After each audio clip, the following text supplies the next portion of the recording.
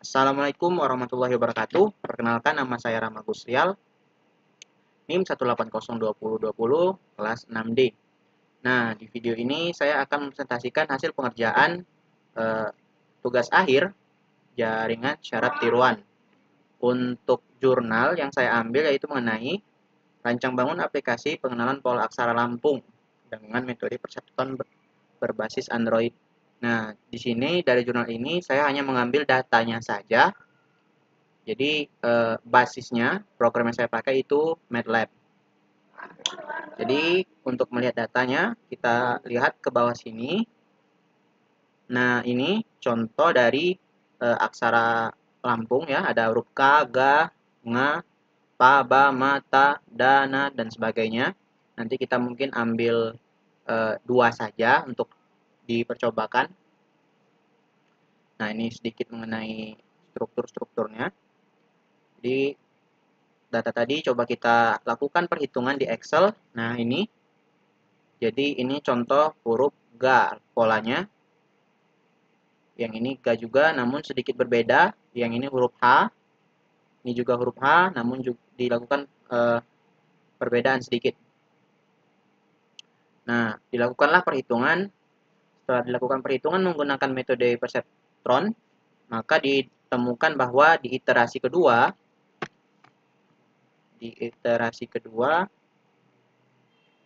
sebentar. Nah, ini.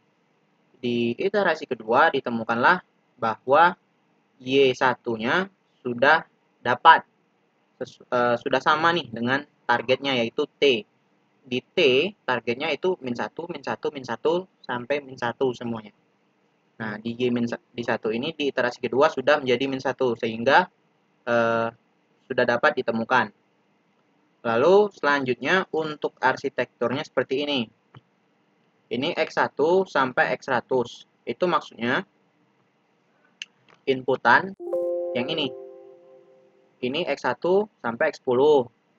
Ini X2, X11 sampai X20. Begitu seterusnya. Yang ini X91 sampai X100. Atau yang ini. Nah, ini. Sampai X100. Itu maksudnya dari X1 sampai X100. Lalu untuk bias itu yang ini. Nah, ini bias ya. Lalu tanda panah menuju ke P. P1 dan P2. P1 dan P2 itu maksudnya pola. Setelah pola, baru dapatkanlah Y1 dan Y2. Y itu yang ini. Sebentar. Nah, yang ini. Inilah yang dimaksud Y tadi. Sehingga di sini dapat kita tuliskan seperti ini. Bobot 1 sampai bobot 100. Yang ini juga bobot 1 sampai bobot 100. Dan bias 1, bias 2, dan seterusnya.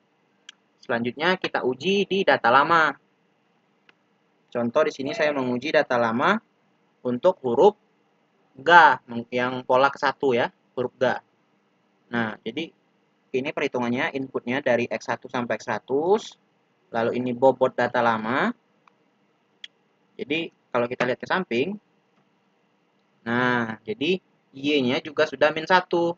Targetnya juga tadi -1. Sehingga dapat disimpulkan bahwa hasil pengujian semua data yang diuji, nilai T sama dengan Y. Maka bobot dan bias akhir sudah teruji, dapat mengenali semua data pola huruf Ga. Lalu kita coba dengan pengujian data baru. Juga menggunakan pola huruf Ga, namun yang kedua. Inputnya yang ini sudah seperti tadi X1 sampai 100. Lalu untuk bobotnya mengambil data yang baru, bobot data baru gitu. Dan kita lihat di belakang hasil perhitungannya. Di Y, nah ini -1 sama dengan targetnya juga -1.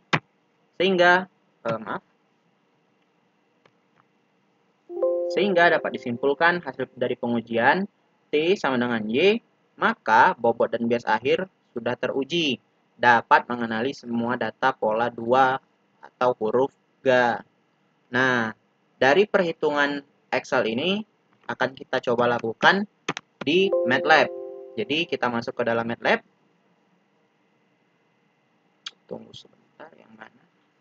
Nah, ini codingannya. Nah, ini codingannya. Yang Excel mungkin boleh kita tutup dulu.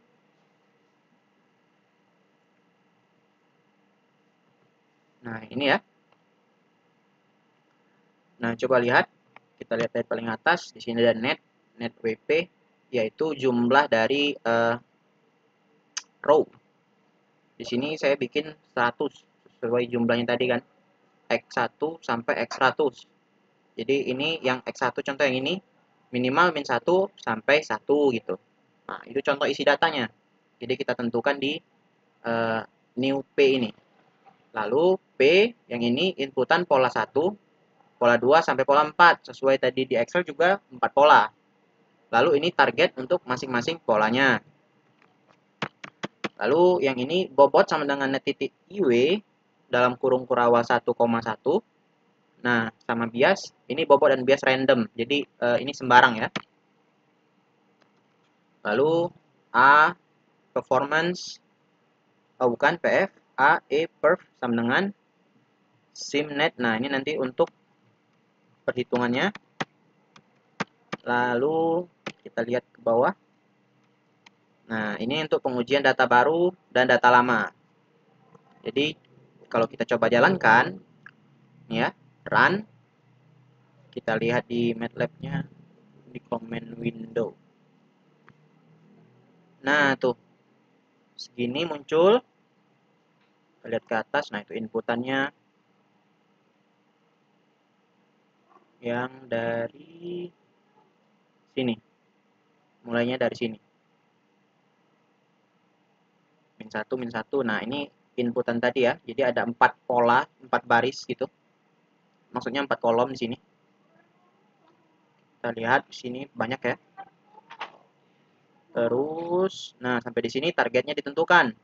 Lalu bobotnya, ini bobot awal 0, biasnya juga masih 0 di sini. Lalu A-nya 1, PF-nya 00, oke, terus lanjut ke bawah. Nah, ini bobot yang baru. Lalu kita tekan enter. Kita lihat di sini jadi ada sampai 5 iterasi.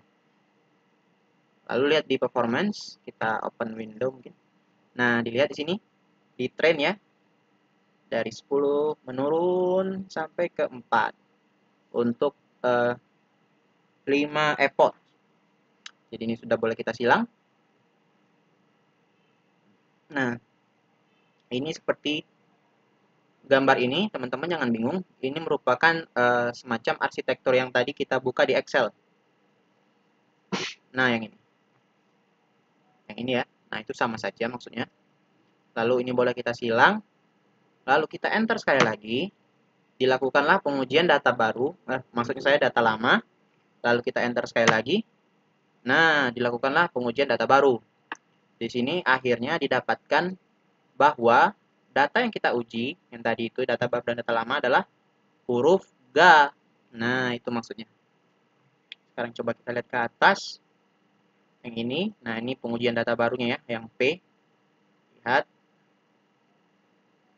Lalu muncullah ini datanya. Nah, sekian presentasi dari saya, Rama Gusrial, NIM 1802020 kelas 6D. Lebih dan kurang saya mohon maaf. Wabillahi taufiq wal hidayah. Wassalamualaikum warahmatullahi wabarakatuh.